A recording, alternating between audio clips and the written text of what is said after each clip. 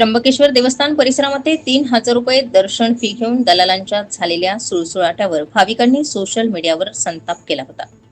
यानंतर अवघ्या 4च दिवसात त्र्यंबकेश्वर पोलिसांनी मंदिर परिसरात कारवाई करत दोघा दलालांना ताब्यात घेतलंय.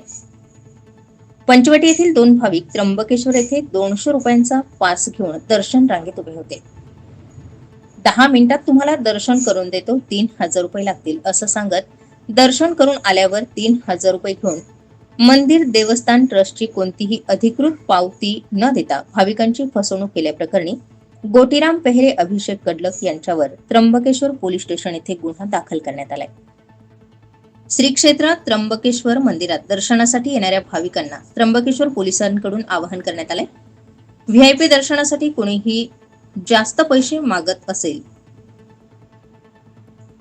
तर त्र्यंबकेश्वर पोलीस स्टेशन तसेच मंदिर ट्रस्ट यांच्याशी संपर्क साधा.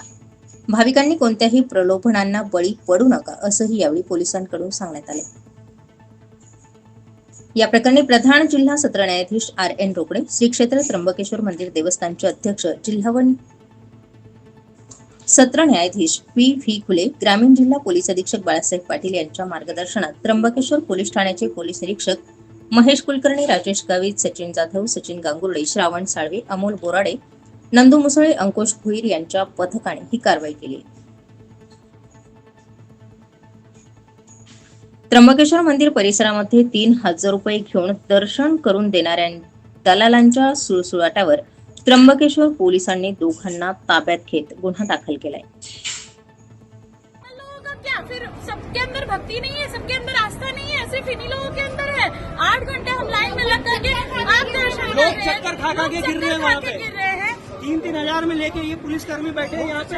ये गेट क्यों खोल रहे हैं? किसके आदेश पे गेट खोला जा रहा है? गलत है ये सब. इन सबके खिलाफ आवाज जरूर मंदिर उठाई समिति को फैसला लेना. स्टार 24 फास्ट न्यूज साठी माधव खाबिया सह रवींद्र माळेकर, त्र्यंबकेश्वर.